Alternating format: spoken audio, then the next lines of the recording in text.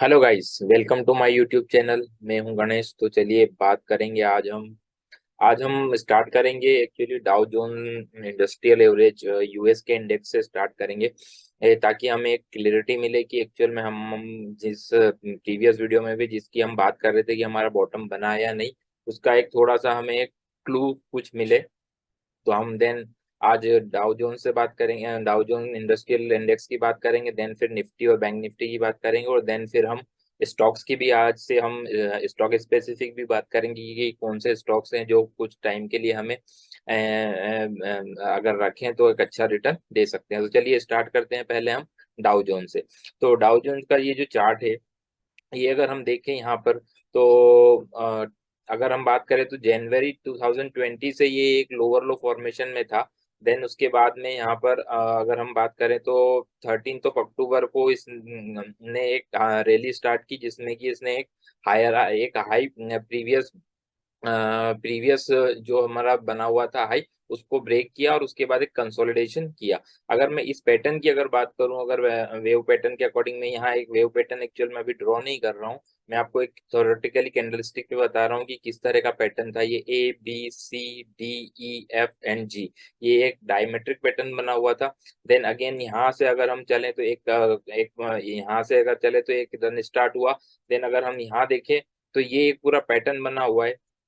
अगर हम पैटर्न की बात करें तो देखिए बहुत ही बढ़िया शानदार बो टाई डायमेट्रिक पैटर्न बना हुआ। First half contraction, second half expansion, जिसमें कि यहाँ से अगर देखें तो ये पूरा पैटर्न, यहाँ A B then C D E F और ये G, यहाँ पर ये पूरा पैटर्न कंप्लीट हुआ। और अगर बात करें इसकी तो नियर अबाउट 50% एरिया को इसने यहाँ पर कवर किया होगा।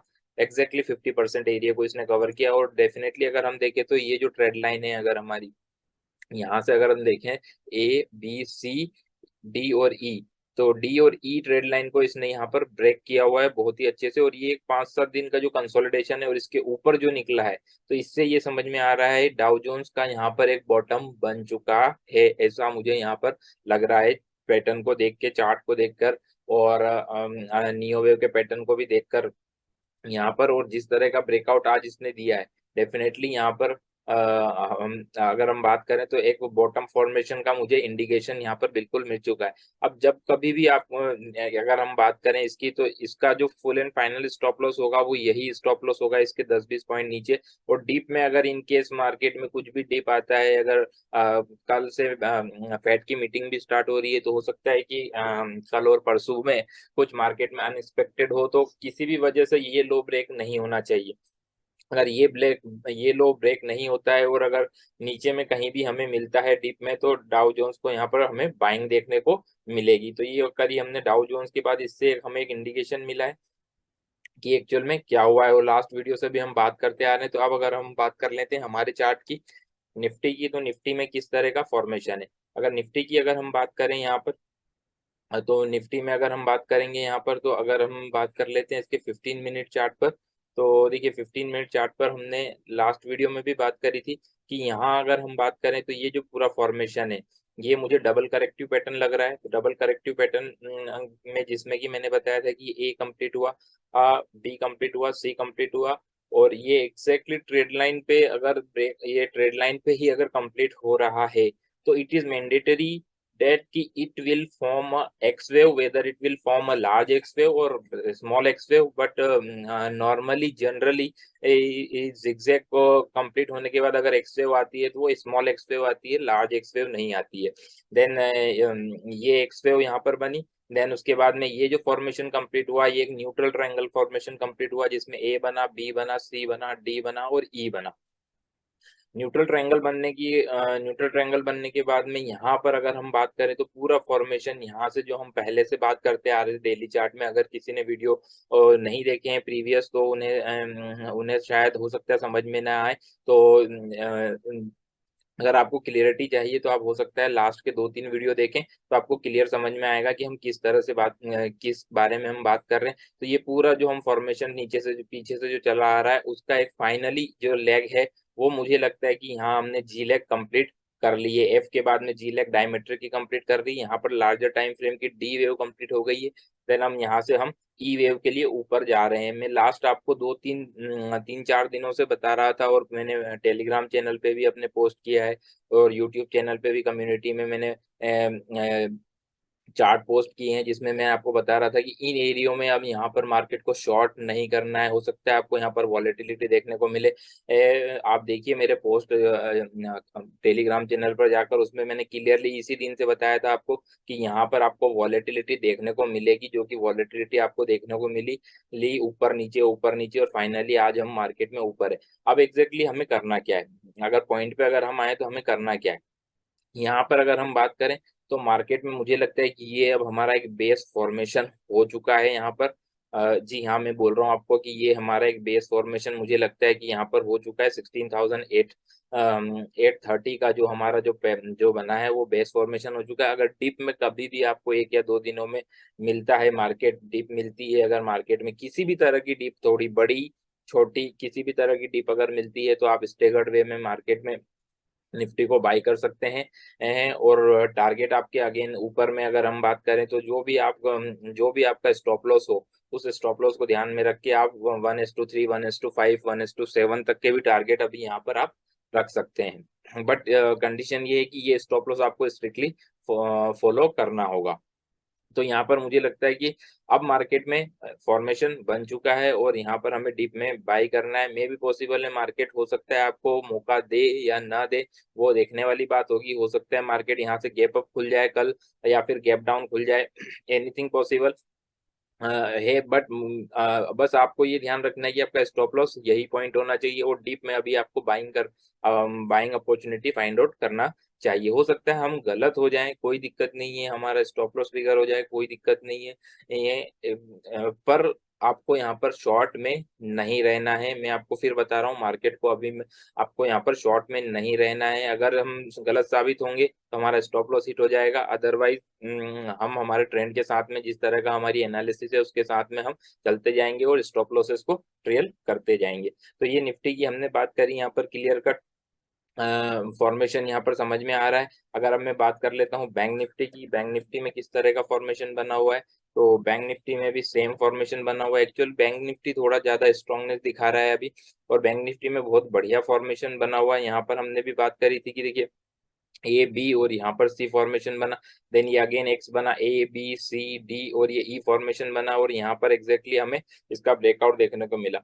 लास्ट वीडियो में भी हमने बात करी थी कि किसी वजह से अगर 39,700 के आसपास इसके ऊपर की आपको क्लोजिंग मिलती है, तो फिर मार्केट में आपको जो भी शॉर्ट पोजीशन है उनको काट देना है और लॉन्ग पोजीशन बनाना है। अब लॉन्ग पोजीशन में अगर हम बात करें तो यहाँ पर आपका स्टॉप लॉस जो होना चाहिए, वो पोजिशनल की मैं बात कर रहा हूँ यहाँ पर। पोजिशनल स्टॉप लॉस आपका 38,940 का ही होना चाहिए, 940 का होना चाहिए। अब आप सोच रहे होंगे कि यहाँ से तो स्टॉप लॉस बहुत बड़ा है, बट स्टिल अभी एक्चुअली मैं फेड मीटिंग के कारण मैं बहुत बता रहा हूँ आपको कि फेड मीटिंग के कारण वॉलेटिलिटी और 1-2 दिन की हो सकती है। अदरवाइज मार्केट इन 1 या 2 दिनों में फिर अपना ट्रेंड पकड़ लेगा, तो आपको इतने बड़े स्टॉप लॉसेस की जरूरत नहीं होगी। या तो फिर आप या 1 या 2 दिन थोड़ा सा कल का दिन और परसों का दिन निकल जाने दें, तो ज्यादा बेस्ट होगा आप लोगों के लिए। अदरवाइज हो सकता है कि थोड़ा सा फिर आपको डिप देखने को मिले और डिप में बाई करें। बट देने को मैं आपको ये स्टॉप लॉस भी दे सकता हूँ, बट ये स्टॉप लॉस के ट्रिगर होने के चांसेस बहुत ज्यादा है, जो कि 39,400 का है। क्योंकि इस स्टॉप लॉस के ट्रिगर होने के चांसेस है, क्योंकि ये मुझे एक कंप्लीट वेव दिखाई देती है। अगर ये वेव कंप्लीट दिखाई देती है तो मिनिमम रिट्रेसमेंट अगर हम बात कर लेते हैं किसी भी करेक्टिव पैटर्न का, तो 61.8%, ये 38.2 से 61.8% और इवन 80% तक भी हो सकता है। इसी वजह से मैं आपको ये स्टॉप लॉस नहीं दे रहा हूँ। अगर आपके रिस्क एपेटाइट है तो आप करें ट्रेड, अदरवाइज 1 या 2 दिन वेट करें, मार्केट को अपने डायरेक्शन क्लियर कर लेने दें, उसके बाद ट्रेड करें। हो सकता है फिर आपको ऊपर लेना पड़े, कोई दिक्कत नहीं है, आप आपके रिस्क एंड रिवॉर्ड रेशियो को ध्यान में रख के ऊपर ले लें, बट कैपिटल प्रोटेक्शन होना बहुत जरूरी है यहाँ पर। तो ये हमने बात करी अभी बैंक निफ्टी की भी। यहाँ पर भी अगर मैं बात करूँ तो कंप्लीट हमारा डी वेव यहाँ पर लार्जर टाइम फ्रेम का जो पैटर्न है यहाँ पर वो कंप्लीट हो चुका है। देन अगेन हम ई वेव के लिए चल चुके हैं। अब अगर हम बात कर लेते हैं स्टॉक्स की, तो स्टॉक्स में अगर हम बात कर लेते हैं डेली चार्ट पे मैं आ जाता हूँ। स्टॉक्स में अगर हम बात कर लेते हैं, पहले बात करेंगे हम पेट्रोनेट, पेट्रोनेट एलएनजी। अब देखिए पेट्रोनेट एलएनजी यहाँ पर मुझे बहुत ही बढ़िया फॉर्मेशन दिखाई दे रहा है। यहाँ से अगर मैं बात करूँ तो देखिए ये जो फॉर्मेशन है यहाँ पर अगर हम बात करें तो देखिए ये कंसोलिडेशन जोन था इसका, ये कंसोलिडेशन जोन था। इस कंसोलिडेशन जोन को अगर हम बात करें तो ये नवंबर 21 से लेकर तो अगर हम बात कर ले तो मार्च 23 मतलब नियर अबाउट 2 साल, सवा 2 साल का एक कंसोलिडेशन रेंज था। इस कंसोलिडेशन रेंज को ये ऊपर ब्रेकआउट देने की कोशिश किया, फर्स्ट अटेम्प्ट किया, देन सेकेंड अटेम्प्ट में थोड़ा सा नीचे आया, देन अगेन आज इसके ऊपर की क्लोजिंग दी है। तो वेल प्रोबेबल चांसेस हैं कि आपका जो स्टॉप लॉस होना चाहिए अगर कोई स्विंग ट्रेडिंग के लिए करना चाहता है तो वेल प्रोबेबल है 225 का टारगेट, 225 रुपए का आपका स्टॉप लॉस होना चाहिए। टारगेट जो आपका होना चाहिए ऊपर में होना चाहिए 250, फर्स्ट टारगेट होना चाहिए, सेकंड टारगेट 270, सॉरी 250 और 260। 250 260 के टारगेट के लिए आप यहाँ पर ट्रेड कर सकते हैं। अगेन ये जो बैट्स है ये मैं इंट्राडे के लिए नहीं दे रहा हूँ आपको, ये आपको थोड़ा सा पोजिशनल लेनी होंगी, 5-7 दिन के लिए लेनी होंगी। अगर किसी की रिस्क एपेटाइट है तो वो यहाँ से फ्यूचर भी लेकर जा सकता है। पहले हमने बात कर ली पेट्रोनेट की, अब पेट्रोनेट की बात करेंगे हम एसबीआई की, state bank of India. State bank of India की अगर हम बात करें यहाँ पर तो देखिए चार्ट ओपन नहीं हो रहा है, 2 मिनट अगर देख लें एसबीआईएन क्या दिक्कत है। एसबीआईएन का चार्ट ओपन नहीं कर रहा है, यस चार्ट ओपन हुआ है एसबीआई का। अब देखिए एसबीआई में अगर मैं बात करूं यहाँ पर तो देखिए यहाँ पर अगर हम बात करें तो ये जो एक है सीआईपी मुझे दिखाई दे रहा है। सीआईपी मीन्स एक चेंज इन पोलैरिटी, मतलब कि पहले जो रेजिस्टेंस बन रहा था वो सपोर्ट बना हुआ था। देखिए यहाँ पर ये पहले भी रेजिस्टेंस बना, फिर नीचे, फिर नीचे, फिर नीचे, देन फिर यहाँ से बना, यहाँ से उसको ब्रेक किया, देन सपोर्ट ऊपर गया, देन सपोर्ट फिर ऊपर गया, यहाँ पर फिर यहीं पर आया, सपोर्ट लिया, यहाँ से ऊपर गया, फिर नीचे आया, तो इस तरह से ये सपोर्ट ले रहा है। तो एक बहुत ही बढ़िया रिस्क टू रिवॉर्ड रेशियो यहाँ पर मुझे दिखाई देता है। अगर हम स्टॉप लॉस ले लें 513 का स्टॉप लॉस के साथ अगर हम रखें, 513 के स्टॉप लॉस से तो यहाँ पे बहुत ही बढ़िया रिस्क टू रिवॉर्ड रेशियो यहाँ पर मिलेगा। हालांकि यहाँ एक इनसाइड कैंडल बनी हुई है, but even from my experience मैं आपको बता रहा हूँ कि मार्केट हो सकता है एसबीआई यहाँ से सीधा ऊपर निकल जाए। तो यहाँ पर रिस्क टू रिवॉर्ड रेशियो में जाने के लिए हमारे पास 5-6 रुपए हैं, और आने के लिए अगर हम बात करें तो पहला टारगेट होगा हमारा 530 का, सेकंड टारगेट जो होना चाहिए 545 का, और थर्ड टारगेट होना चाहिए 570 565 का। तो ये एसबीआई की बात करी। देन अगर हम बात करें पीएफसी की, पीएफसी पावर फाइनेंस कॉर्पोरेशन, तो पावर फाइनेंस की अगर बात करें तो देखिए बहुत ही बढ़िया सेटअप बना हुआ है। यहाँ पर अगर देखें तो ये ऑल टाइम हाई के नियर अबाउट चल रहा है स्टॉक। और अगर हम बात करें यहाँ पर तो देखिए अगर इसकी वीकली चार्ट की भी अगर हम बात कर लेते हैं तो वीकली चार्ट में देखिए आपको समझ में आएगा। ये देखिए वीकली चार्ट पर बहुत ही बढ़िया फॉर्मेशन नजर आ रहा है। ये यहाँ पर देखिए ये इसका बहुत बड़ा सपोर्ट एरिया है। यहाँ पर भी ये सीआईपी पे खड़ा हुआ है, चेंज इन पोलैरिटी। और देखिए यहाँ पर एक बहुत ही बढ़िया एक कैंडलस्टिक फॉर्मेशन यहाँ पर बनता हुआ दिखाई दे रहा है। स्टिल अभी वीक अभी गोइंग ऑन है, बट मुझे यहाँ पर चार्ट बहुत बढ़िया दिखाई दे रहा है। तो अगर हम बात कर लेते हैं इसके डेली चार्ट की, कि डेली चार्ट पर हमें क्या समझ में आ रहा है, तो देखिए डेली चार्ट पर मुझे क्लियर कट समझ में आ रहा है कि स्टॉप लॉस जो होना चाहिए, आपका स्टॉप लॉस होना चाहिए 149, 149 के स्टॉप लॉस होना चाहिए आपको। फर्स्ट टारगेट होना चाहिए 160, सेकंड टारगेट होना चाहिए 165 एंड थर्ड टारगेट होना चाहिए 170। 3-4 रुपए के स्टॉप लॉस से आपको यहाँ पर 170 तक के टारगेट देखने को मिल सकते हैं। तो ये बहुत ही बढ़िया स्टॉक यहाँ पर नजर आ रहा है। तो अब लास्ट स्टॉक की हम बात कर लेते हैं अपोलो टायर।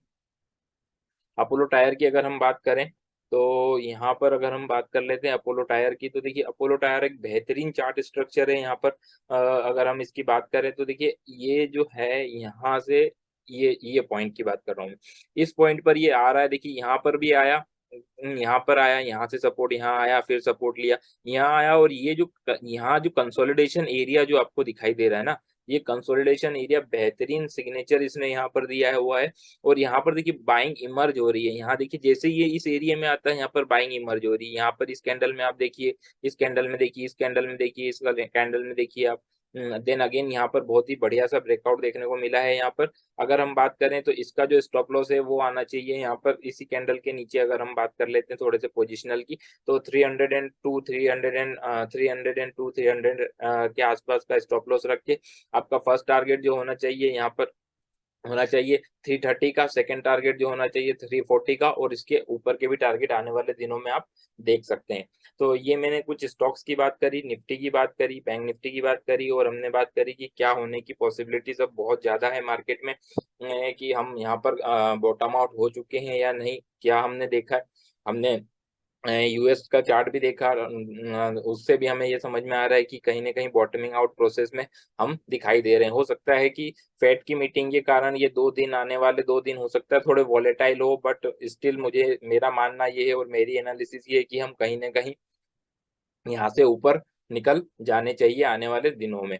तो मिलते हैं नेक्स्ट वीडियो में। Till then bye bye, take care, और ट्रेडिंग को आप थोड़ा सा संभल के करें आने वाले 1-2 दिनों में। हो सकता है थोड़ा डिप देखने को मिले, पर हर डिप मुझे लगता है जब तक कि हमारा स्टॉप लॉस ट्रिगर ना हो, हर डिप में आपको बाई करना है। तो ठीक है दोस्तों, मिलते हैं नेक्स्ट वीडियो में। Bye bye, take care.